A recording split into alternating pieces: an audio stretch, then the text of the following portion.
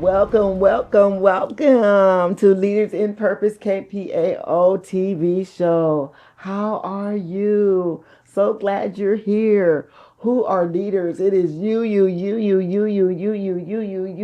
all y'all, you and me. We are all leaders in purpose. We're so glad you decided to join us today. Thank you, thank you, thank you. We have a special guest today with us. It's Katy Eilers. Say hi, girl. Hi. Hey, all right, all right. You're going to hear so much about her. This woman is a monster when it comes to supporting veterans, when it comes to getting things done, and when it comes to taking a stand, honey. She is the biggest advocate that you can ever find. And we're going to learn so much more about her. But before we get started, let's go ahead on and I want you, whatever your moral code is, I want you to find your moral code is and go down the line. And if you followed your moral code, like it says, I shall not lie. If you lie, if you didn't lie, give yourself the biggest hug in the whole wide world. Perhaps you still have a moral code that says, I should not steal. If you did not steal, honey, give yourself the biggest hug in the whole wide world. But honey, perhaps you did lie. You told what blue, black, blue, red, yellow, or orange little lie, honey. Then you say, honey, I need to fix this thing. And so what you do is you go back in your mind to what you did, what you lied about, and then you picture yourself doing it the right way. Picture yourself saying it the right way, and then give yourself the biggest hug in the whole wide world. So that's the last thing you see. So when that test comes up again, guess what? You passed that test. There we go. There we go. Then the next thing that we do our tapping. And what that does, it keeps us grounded. So all we do is just tap the top of our head. Just tap, tap, tap. Tap that is outside of our eyes. Tap underneath our nose. Tap our chin. Tap our shoulders. Tap up and down our side. We're gonna tap our wrists, palms up and palms down, both arms. Then we're going to tap all the way down to the bottom of our feet. If you can reach it, and come on back up and around and tap again. Then shake it out. Don't that feel good? That's grounding, y'all. And then for those who have passed away, our ancestors, those who are veterans who've passed away, let's go ahead on and give us a moment of silence for those who have passed away.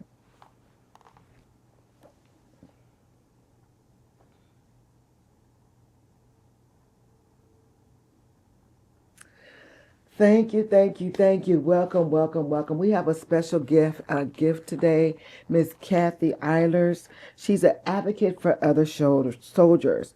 The definition of advocate is publicly recommends or supports. The synonyms are commend, suggest, endorse. From the this is from the Oxford Dictionary language, from Google and the internet.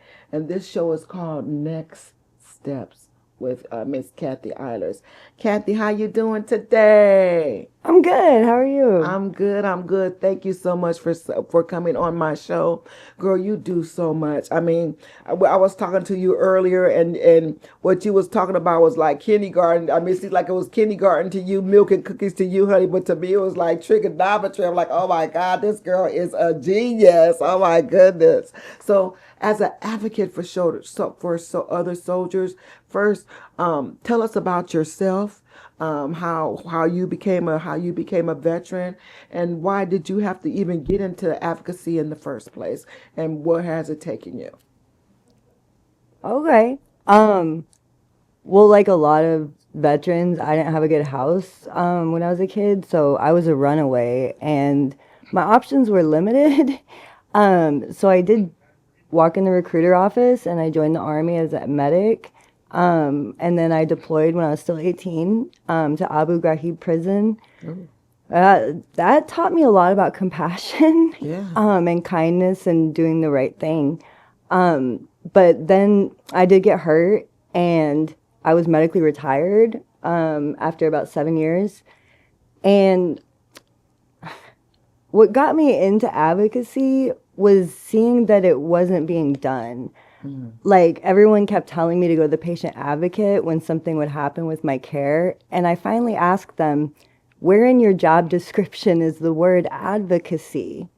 Because all their job is, technically, a patient advocate is to make the department chief aware a complaint has been made and apply a timeline where they have to submit a response back to you. Oh. And I didn't know that. I thought that they fought for us when I can't find the right words. I thought that they could. Yeah. And that they fought for us, but they don't. It's literally not in their job description. So it's not their fault. But the further and further I would go in the different avenues, I would try to complain to make it right, because just backing up about what I was complaining about was the Omaha VA psychiatric ward, the inpatient ward. The first time I was there was 2017, and I completely had forgotten that. I thought it was 2019 because it was so horrific that I forgot about it. But the conditions that I saw other veterans experiencing mental illness living in, and the fact that I'd gone to the patient advocate, I've gone to my congressman, I've called VA OIG, I've submitted numerous testimonies from whistleblower employees, other patients, and all of the recourses just went back to the same place. What were some of the things that was like appalling to you? That was like, wow, I can't believe this. For us veterans, after we dedicate our life for our country, and now we got to go through this. Yep. So this all started over a bathroom door and a light switch, to be honest with you. When I got out of the psych ward, I kept saying, I would like to talk to whoever controls the light switch and can unlock a door, because there's 4 bathrooms on the psych ward, and they're all unlocked and gender neutral now. But up until like a couple weeks ago, since as long as I know, the women's bathroom was locked and the men's was not, which a lot of people they would use safety to justify that, but it's demeaning to have to ask permission to use the bathroom when there's other patients up there that are men. One of them, he had no fingers, just thumbs, and he was suffering from dementia. And he lacks the capacity to report should something happen to him in the bathroom, and yet he is safe enough to use the bathroom. And Douglas County, they're both locked for patient safety. But I just found it extremely unfair that the men could go use the bathroom and the women couldn't. Another one of the issues I had was they had left the fluorescent light fixtures on over our heads at night. And I kept getting different answers for why. Somebody said it was a fire marshal code. Somebody else said it was for safety. But I don't know if people know this. I have a dual bachelor's in molecular biology and psychology, and I worked in the hospital. So I know the standard, and the standard is not a fluorescent light over the patient's head. So since then, we've gotten the engineers to put in little lights so that they can sleep in the dark. Another issue was the hot water was lukewarm at best, to the point where I actually had a flashback to my time in Iraq, having to shower with water bottles. And a lot of patients already experience mental health issues that prohibit them from personal hygiene. And now you have a locked bathroom door, so it's cold in there, lukewarm, cold water. It's just, it was not meeting Maslow's hierarchy of needs. No, not at all. Substandard. And then I found out last week, actually, why diet orders aren't honored. Like, I myself am vegetarian, and it took 3 days, I checked in my chart, for the doctor to put in an order for a vegetarian diet for me. So I was there with another woman with celiac that was not fed appropriate food for 3 to 4 days. Vegans. But what really irritated me was I would look at my chart and it says patient is eating between 0 and 25% of their food, but they did not offer me a nutritional supplement like Ensure. They didn't intervene in any way. They just charted that it was happening. But there was also a very toxic culture up there. And I was actually given the wrong medication. I was given a blood pressure medication, and I had to be transferred via rapid response team to the ICU. Oh my God. Yeah, my blood pressure was like 52 or 53 over 30. And it was a really scary experience. Oh my God. And when I got out this time, because I've been there a couple times, because, you know, sometimes we need help. Yeah, we do. I've had help myself. So, yeah, I know what you mean. I know what you mean. And I've been there before, and I know some of the things that's going on. I don't remember them all, but I do remember the lights. I do remember a lot of stuff. The menu, I was vegan. It was hard to get something to eat there. So, yes, I remember those things. And I've found out a lot of the whys, because that's what's been getting me is the whys. And the doctor that used to be in charge of that ward is no longer there. And we actually have a competent psychiatrist in charge, but they still do not even offer therapy services on that ward. And that's a VHA directive, that we have therapy services. Yes. So it's just, I hear from so many veterans about their experiences on that ward. And the first time I ever met with the chief of staff of the VA here, Dr. Williams, I told him these are the things that need to change to make this a somewhat healing environment.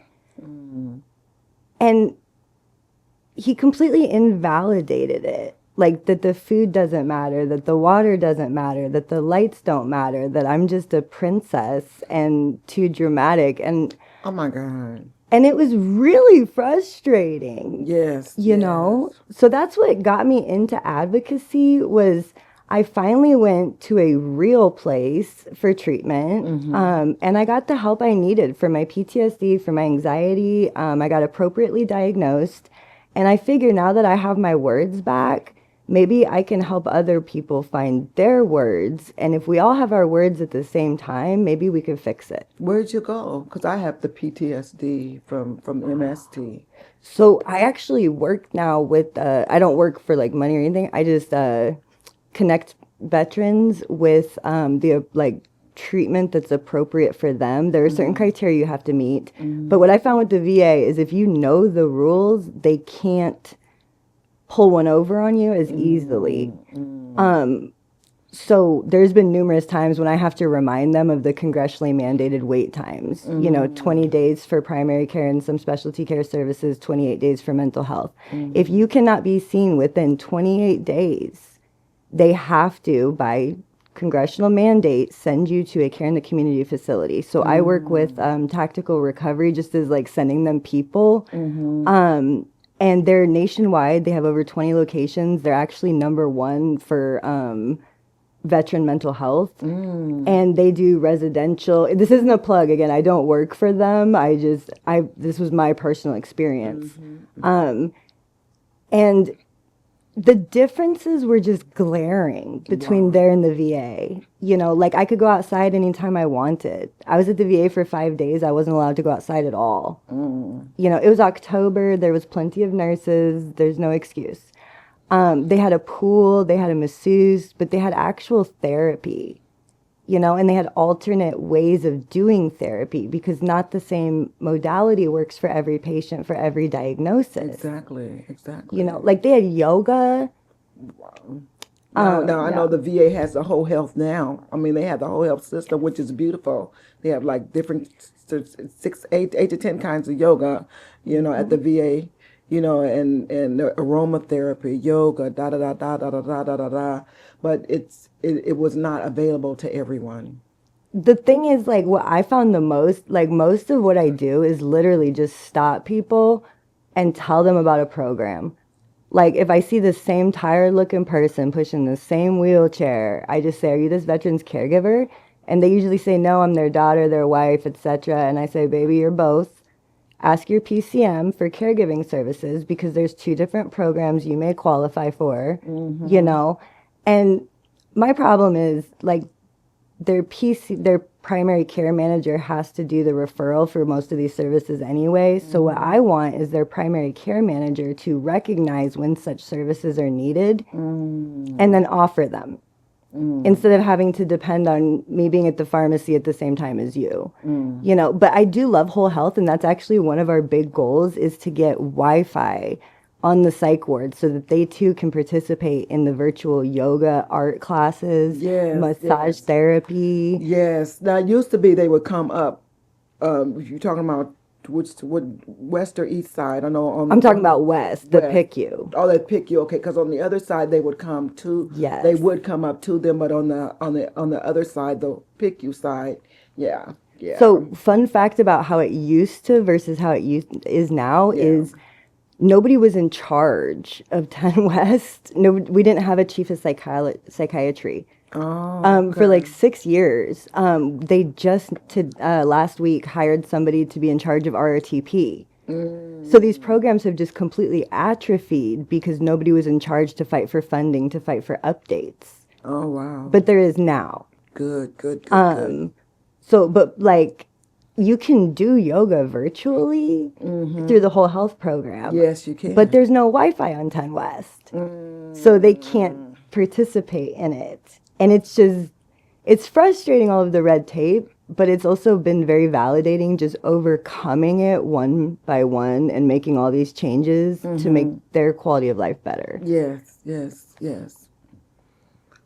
Wow. How many years have you been doing this? Being an advocate for other soldiers? Well, February 2nd will be 2 years. I actually, I don't know. I mean, I've been complaining and like trying to help other people for a long time, but I started like, this is my full-time job, February 2nd, last year's or year before, so. That is wonderful. I mean, just to do something like that is just to take on that kind of a responsibility is a big mental issue in itself. So how do you keep yourself from just like, oh my God, from like going crazy? What do you do for your own mental health to keep yourself safe? I do paint by numbers. Cool. I play with my kids. I like to read regulations.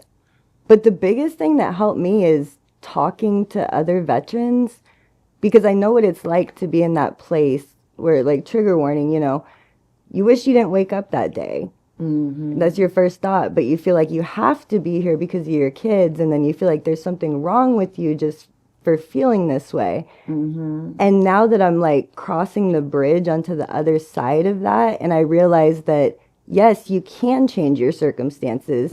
People tell you can't change the government. Watch me. Okay. So she giving said, watch me, honey, watch me. Sorry, I get mad. I'm so tired of hearing that because I have been, and we're doing it together. Yes. You know, but like giving other people that hope that I would have chewed off my left arm for when I was in that dark place has just done wonders for my mental health. Wow. That is so wonderful.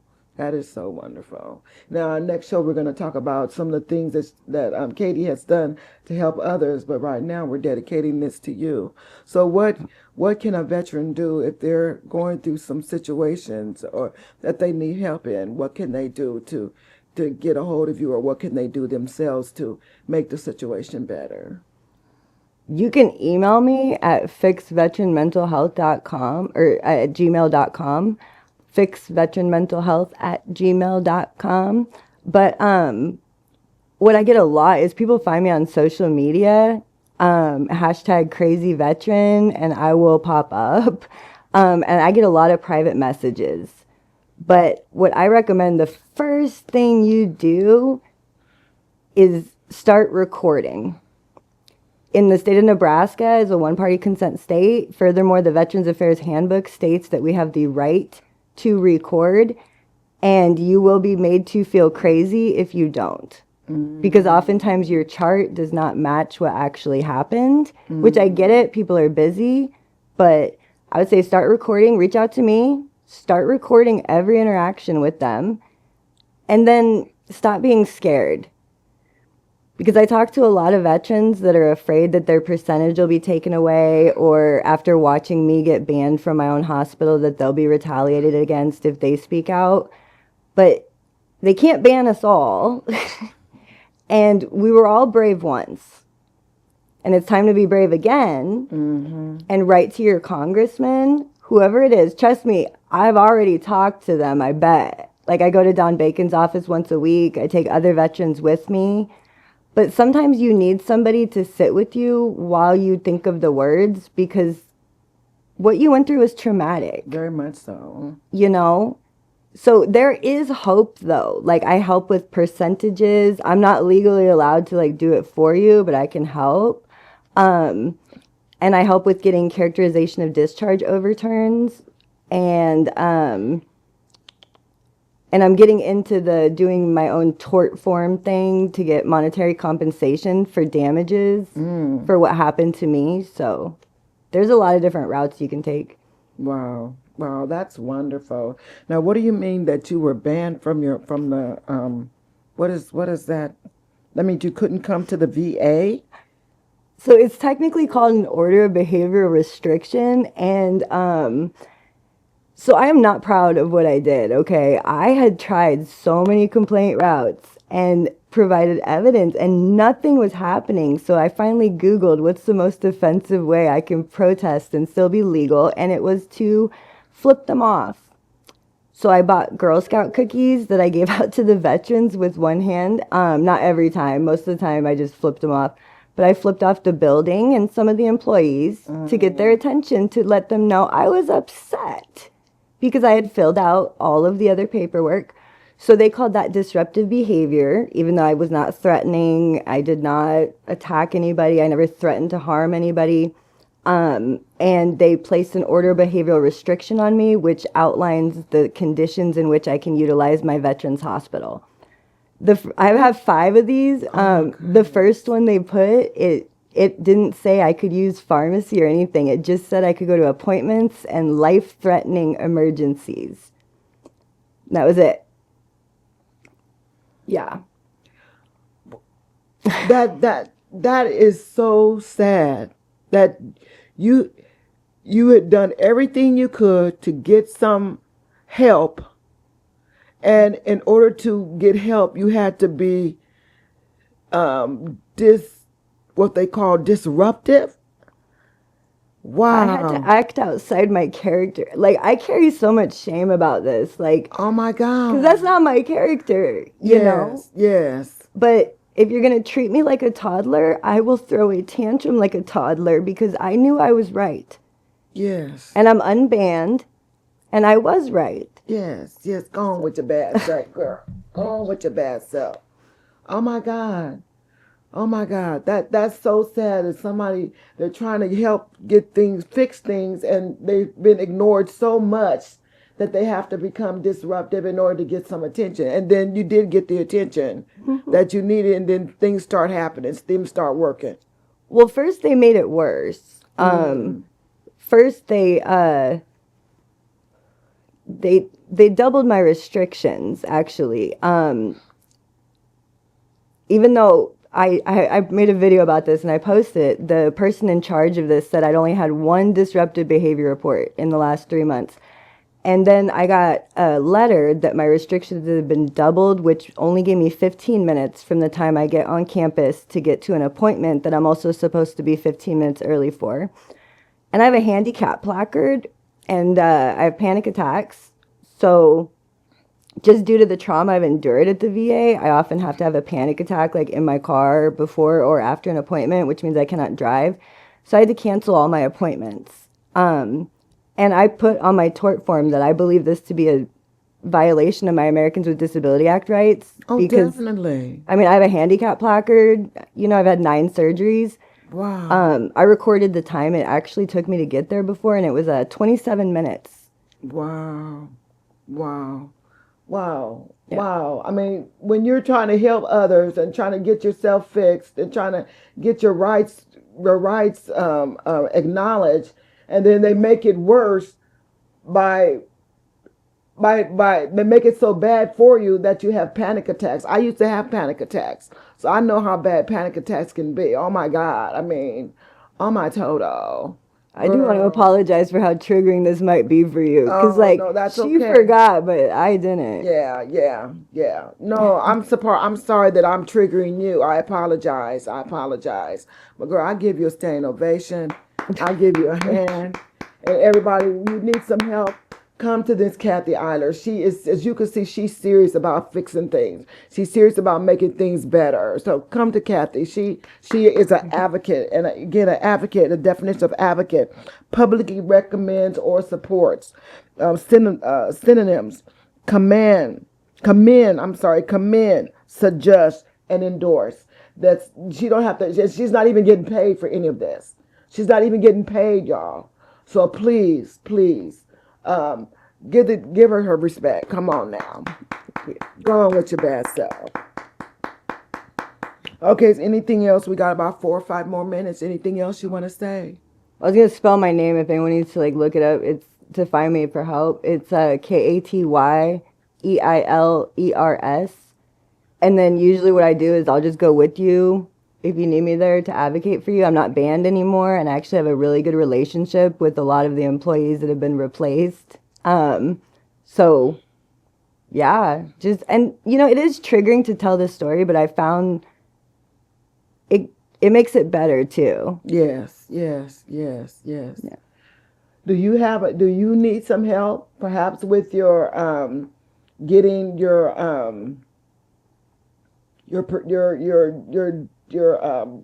was it when you Disability percentage? yes, getting your disability percentages? Yes, we have the VCO officers, the VSO, VSO DAV, officer, American Legion. DAV, American Legion. We have those two.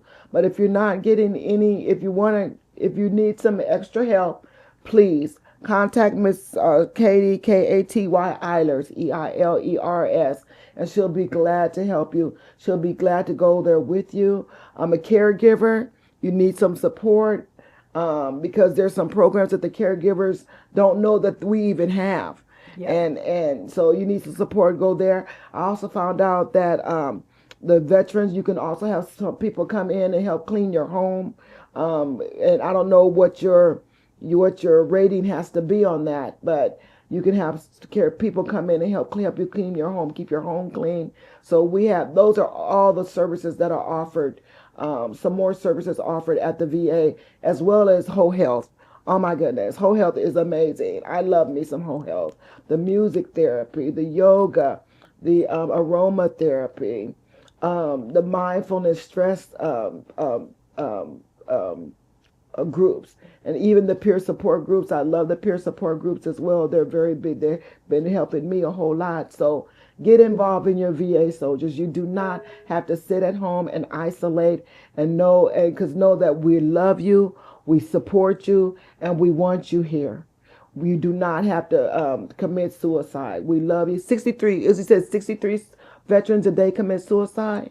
I'm not sure the exact number, but Nebraska has raised by 26.4% in the last 10 years. Oh my God. Oh my God. Yeah. If you Okay. need help, 988, press 1. Like, I've had to call them before. If you don't jive with who you're talking to, hang up and call them back. Talk to somebody else. Definitely, and there's a new veteran support group coming up called Veterans Helping Veterans Lacrosse Club 19, and that's mine, where we're going to be taking veterans to activities in and out of town, so that we can not isolate, and so that we don't have to be around the alcohol, the drugs, the different things like that when we go out. So please ask about that organization as well.